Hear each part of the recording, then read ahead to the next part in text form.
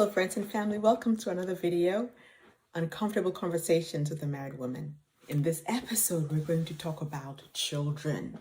Yes, if you have decided that you're going to have children in your marriage, or if you already have children in your marriage, this video is going to help you to navigate some of the challenges when it comes to children. Okay, so if you're interested, grab a snack, grab a drink, and let's talk about this.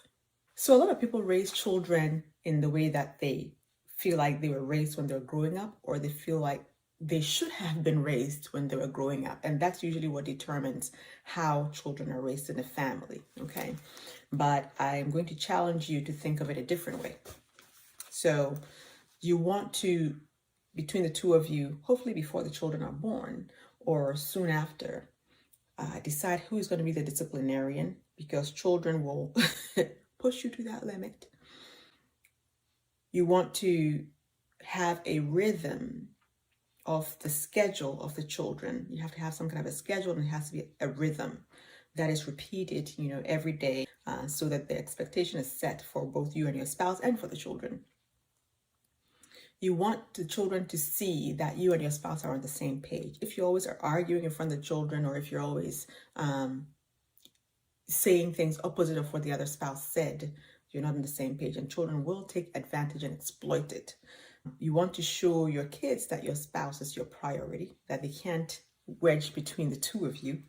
And you want to show the kids love, hugs, and kisses all the time. They have to know that they're loved. Okay. So the very first point, who's going to be the disciplinarian?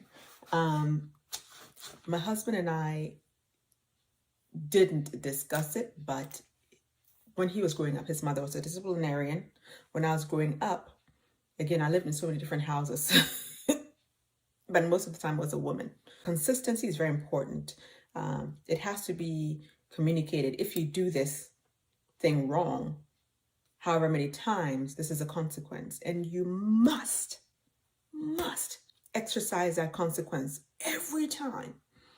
If you miss one time, the child can easily revert and think, okay, they didn't mean it, or they don't mean what they say. And it's very important that the children know that if you say it, you will do it. It's very important, so that they know that your word is bond, and that they know what to expect when you say something. So that's important. The disciplinarian who does it, and the basically the requirements or the guidelines or the rules of engagement, so to speak. The second thing is a schedule. You all have to set a schedule so that the kids know what to expect, what time you go to bed, what time you wake up. In between the waking up and the going to bed, what happens. My children, when they were toddlers, the schedule was, you wake up at 8, the kids wake up at 8. So they kind of knew when you wake up, you stay in your room until I come get you. Because I start work 6 o'clock, 6:30, whatever it is, if I'm remote, and there are things that I'm doing. So if you wake up and you're back and forth, I can't work, and I'm going to be distracted, and you don't want mommy to be distracted, because you don't like mama's attitude when she's distracted. So I made sure that they had a schedule, that they're aware of the schedule. They couldn't tell the time, but they knew if you come out of your room before I come get you, I put you back in there. Okay. So when they wake up, I come get them, make sure they brush their teeth, change from their PJs into their regular clothes. If we're going to daycare, we go and have breakfast at the table, not breakfast sitting in front of the TV. Very important. At the table, where you're looking at me, I'm looking at you, and I'm having breakfast at the same time. We're doing it together as a family. And when we're leaving, everything that you have to, take, they take what they want to take. We get everything together, get into the car, get where they're going.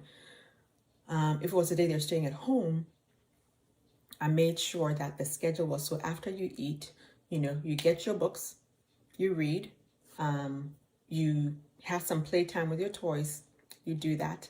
And that's usually a couple of hours, hour and a half. At least a couple of hours. You get a snack. You sit at the table to eat your snack. Once you're done with the snack, you get to watch 2 or 3 TV programs of 30 minutes each. Dora, Word Girl or something of the sort. Sesame Street, Barney, and they knew. These are toddlers I'm talking about, but even when they were infants, we had this rhythm, so by the time they were toddlers, they were used to it. But they knew this is how many you're watching, and that's it. You don't get to watch indefinitely. And usually by the time they're done with that, it was lunchtime. So while they're eating lunch, I'm still working. And when they're done with lunch, we go to the playground.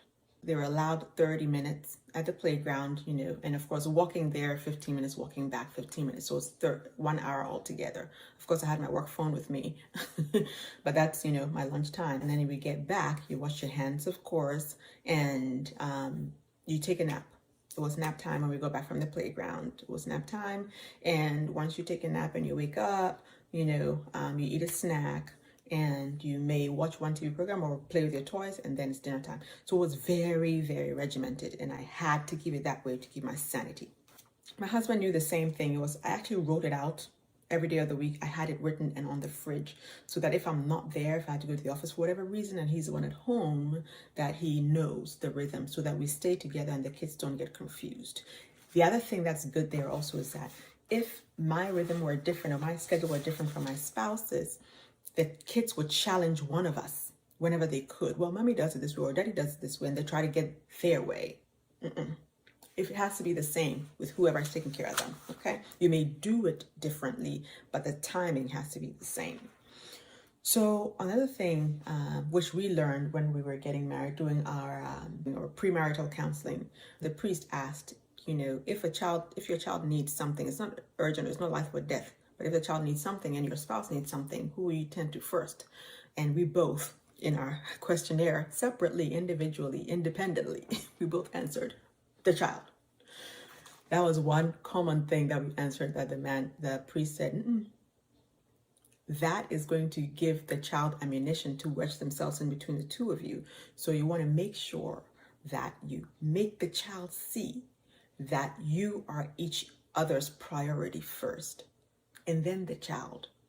Except, of course, if it's an emergency or the child is, something traumatic or whatnot. But other than that, you have to let the child know that your spouse is your priority first. So we did that. And then the last thing, of course, is hugs and kisses. Make sure your children know without a doubt that you love them. It is so important. Don't assume that because you're providing them, clothing, shelter, and food, that they assume that, you love me because you're providing all those things. You can provide those things to somebody that you don't love or don't care about. At least I can. So you want to make sure that they know that you love them, that they know that you're there for them, and that they're able to talk with you candidly and honestly and won't get chastised. Going back to the disciplinary situation, age-appropriate discipline is very important. Very, very important. At some point in the child's life, they will feel, depending on how you discipline them, as if you hate them. It's okay. It's okay for your child to feel that sometimes. But it's also important for you, after the disciplinary period is over, that you have that conversation with your child and help them understand that is not the case. For us, our foundation is the Bible. We're Christians. And we definitely made sure that they understand who God is and that God does discipline those he loves. And if you don't discipline somebody, it means you don't care enough about them. When they do something wrong and you watch them do it and you just let them do it, you don't care enough about them, truly, truly. If you truly do care about them, you want them to learn from their mistake. You want them to grow from their mistake so that they don't repeat it, because they could harm themselves repeating those kinds of mistakes over and over again, over time and in their lifetime.